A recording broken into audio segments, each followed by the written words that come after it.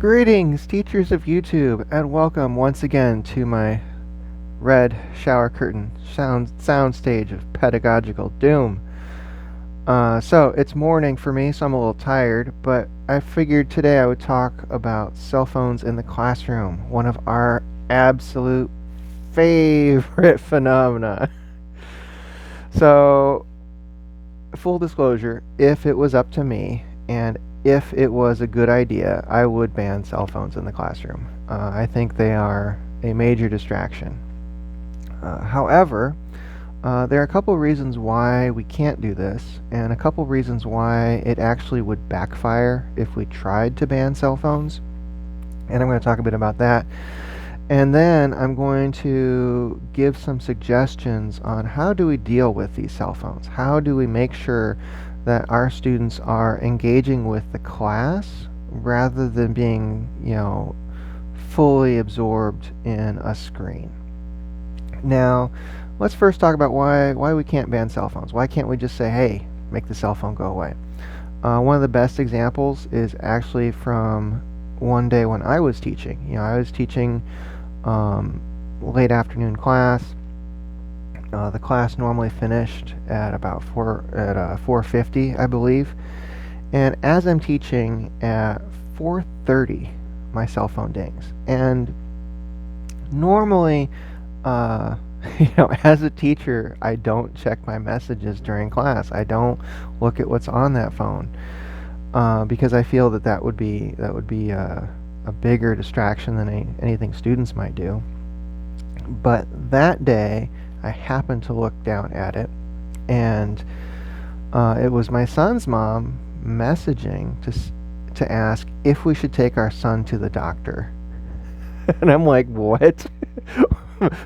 I didn't know he was sick. What is going on?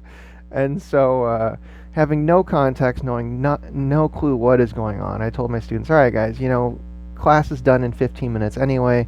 Let's wrap up early. I'm going to talk to my son's mom and, see if we need to go to the doctor. And it turned out he did need to go to the doctor. Everything turned out fine. This was years ago. But that type of situation is one of the reasons we have cell phones and is a major reason why we can't ban them from classrooms. Students will occasionally receive emergency messages. As a teacher, you will certainly receive emergency messages. And you don't want, your phone in a cell phone jail or something while you don't know what's going on. Now, the second reason why we can't ban cell phones is actually related to the problem of cell phones, and this is attachment. If any of you had that experience where you feel your cell phone ringing in your pocket, but your cell phone is not in your pocket, it's like sitting on your desk or you're holding it in your hand? These are, kind of physical signs of the emotional attachment we have to our phones. And if you try taking cell phones away from your students, that is going to cause a lot of stress for them. And this is not the fault of our students. This is a phenomenon of our culture. And if you were going to try taking your phones from your students, my challenge to you as a teacher would be to see, can you put your own cell phone in the same location you force your students to put theirs, and do it for the entire class time. Now, there's a good chance many of you can, and that's great. But for myself, for most other people I know, that would be very, very hard to do. Even just having the cell phone in my pocket reduces the concern that I may have lost it or misplaced it. And so with our students, you can't take the cell phones. You can't force them to put cell phones in a place where they're not going to be able to see them. Now, here are a couple reasons why, even if it was something you could do, it wouldn't be a good idea. So first thing is, when smartphones first came on the scene, I didn't see any use for them in the classroom. I still had a flip phone at this point. And there's one day I had a student sitting right next to me, and she was just staring down at her cell phone. And I was getting increasingly irritated. And so I turned to her, and she's sitting right next to me. She's not even trying to hide that she's on her phone. So I turn to her and I say, "Hey, put your cell phone away." She's like, and she says, "Oh no, I'm reading the textbook." And I look over, and she had the textbook for my class on her cell phone. Now we were probably reading an online article that day, or I had probably emailed out a PDF. The text was tiny. I have no idea how she was able to even read it, but she was using her phone to do the class reading. And an increasing number of students are doing this today. So for many students, the cell phone is their primary technology, not just for text and chat and social media and all that, but also their primary technology for using classroom materials, using Canvas or Blackboard or whichever LMS you have. And so if you try taking away those cell phones, it's a bit like taking away half the laptops in your classroom. And over the years, I've had a number of students using phones in class in these productive ways. I've had students sending out interview questions over text and Facebook Messenger. I've had students who are using their cell phones to Google, research terms for the class. When my students are working together in small groups, many times they will be looking up materials and information on their phones and then using that directly in their discussions as they plan their projects. And so the smartphones today are, they're sophisticated enough that they are now a key part of classroom technology, whether we like it or not. And, a big part of the reason for that is they are so portable. They have so much processing power now. My cell phone, I have actually plugged it into my TV and used it as basically a laptop computer replacement at times. And it has a lot more power than that netbook I used to write my master's thesis on. Okay. Now, the other reason why banning cell phones would be a bad idea is related again to the problem of cell phones, this kind of addiction we have to them. And that is, if you are taking away the cell phone, you're not helping your students learn self-control. The ability to engage with people face-to-face without picking up your cell phone and checking your messages all the time is an important measure of one's ability to control technology usage. And, to give you an idea of how much of a challenge many people have with this, on many websites today, people will talk about, oh, I hate it when I'm talking to someone and they pull out their phone. And that's honestly one of my pet peeves too. Like if I'm talking to a fellow teacher even, or a student, or just my friends, if I'm talking with them and then they pull out their phone to check messages, I find that very irritating. And I'm sure many of you do as well. And so it's important that our students have their phones with them so that they can learn how to control whether or not they're going to check the phone. Now, part of this is not simply that we're telling students, hey, your phone needs to stay hidden the whole time or stay in your pocket the whole time. That message I got from my son's mom, it's a good thing I checked that message because,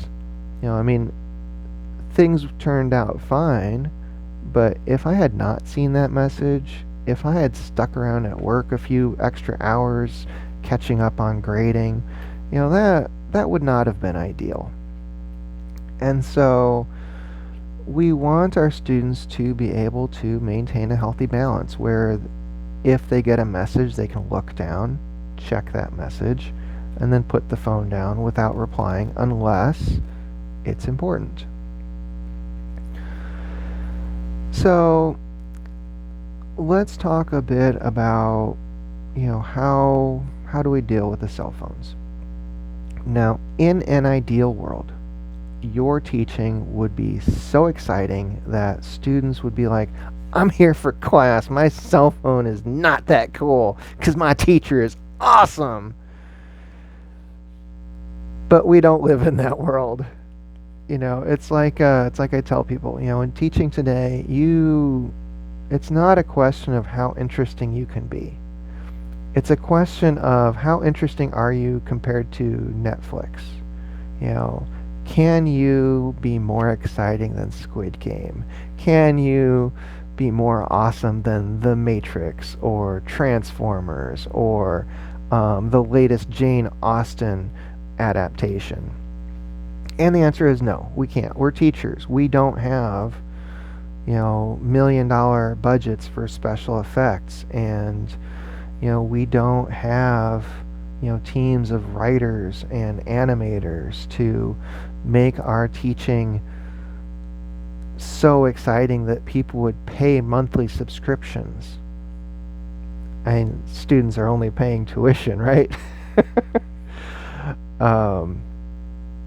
And so I rather often will hear this refrain of, quote unquote, if you made your teaching interesting enough, your students would pay attention. And let's debunk that myth right here. Okay, there is no possible way any of us could make our teaching so exciting that it will be more personally relevant to our students than a text from their best friend or a series of TikTok videos that have gone viral. All right, it's tempting to say, oh well, TikTok videos, they're not that interesting. TikTok, YouTube, social media, those algorithms are calculating what are the most exciting videos. All right, I know for sure this is not one of them. This video I'm shooting now, not going viral. It's not meant to. But the fact is that we are, in a sense, competing with a digital world that is far more exciting than any classroom experience could hope to be. That is not our fault as teachers. And the thing that it is important to do is to help our students see that even though that moment in the classroom is not super exciting, it is more relevant to their lives and more important in the long run than a TikTok video, or that moment is important enough that it's worth waiting an hour before replying back to those texts. And so it is important that you are doing a good job of scaffolding your classes.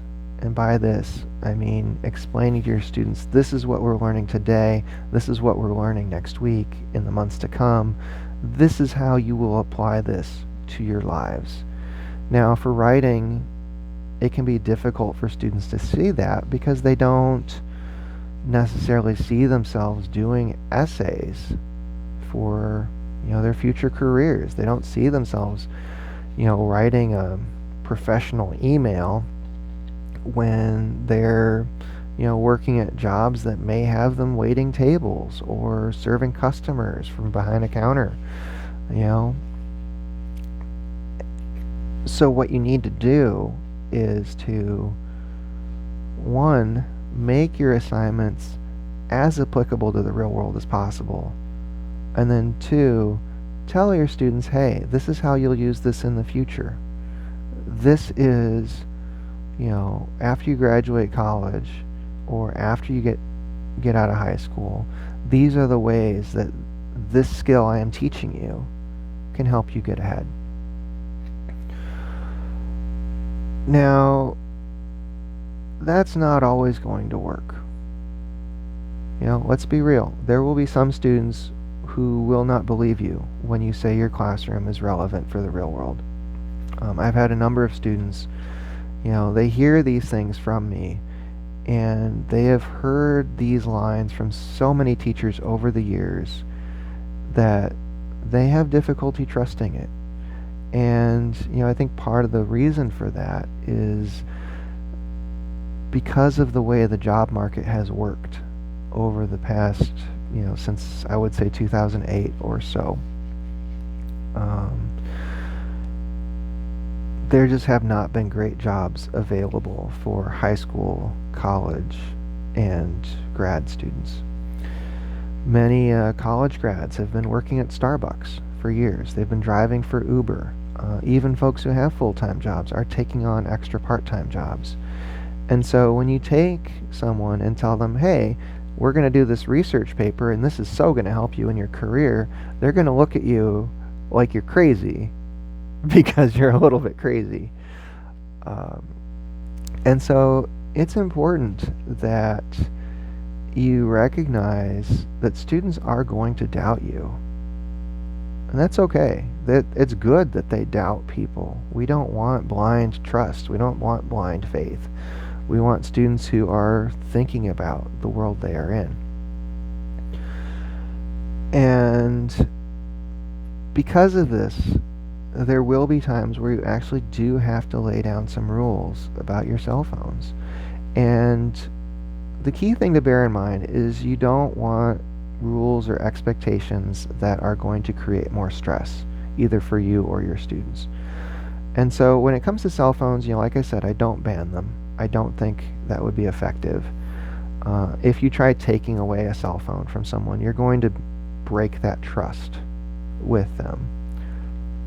So something you can do, I have a teacher, a colleague who does this really effectively, is what he'll do is he'll just have students set their phones face down on the table during class. And this has two purposes. One, it keeps the cell phone visible. The students know that their phone is there, and then you as a teacher will know that they're not like trying to hide it under the desk checking their messages. The reason it's face down, of course, is so that they're not seeing the messages. They're not seeing the constant pings. They don't have that constant visual cue to pick up the phone and check it. Now, that will not stop students from picking up their phones and checking them. And so you have to decide for yourself how much cell phone usage is acceptable. All right. So for me, if a student picks up their phone, looks at it, puts it back, I don't say anything. That is not a problem in my eyes. If a student picks it up, real quickly types something in, I can't tell if they're sending a text or if they're Googling a term for class. So when students are in their small groups, if I see them doing things like that, I don't worry about it. I assume they are either taking part in the group activities, or maybe they have a text that is important enough that it is worth replying back. For example, if someone's saying, hey, should I make you a lunch and bring it to campus? I'm leaving in 10 minutes. Yeah, they should probably reply to that and say, yes, please bring me lunch. And it is not going to be possible or even a good idea for me to try regulating all of those things. But there will be students who will just kind of sit there on their phones. I have at least one or two in every class. They got the phone. They're just like, scroll. And so something I found is helpful is I just pointed them and be like, hey, no phones. And I say it more politely than I did just now. I'm like, hey, please put your phone away. But as the semester goes on, I'll be a little bit louder about it. I'll point like, hey, no phones. And I'll do it just loud enough that students around that person, and perhaps even the whole room, will know that I've said, hey, put your phones away. And also, everyone gets that message that it's like, Dr. Edel didn't say he's taking the phones. He didn't say he's kicking someone out of class. It's just he wants us to put our phones away. With that, it would be a good idea every so often to just remind students as a general announcement about this policy about phones, that you want them engaged in the class, that you want them to, talk with each other during this limited 50 minutes or 75 minutes, rather than, be distracted by things going on outside of class that, to be honest, can mostly wait until after class is done. So I hope these perspectives have been helpful, and if you have any questions or comments, please leave them below, and have a good rest of the day.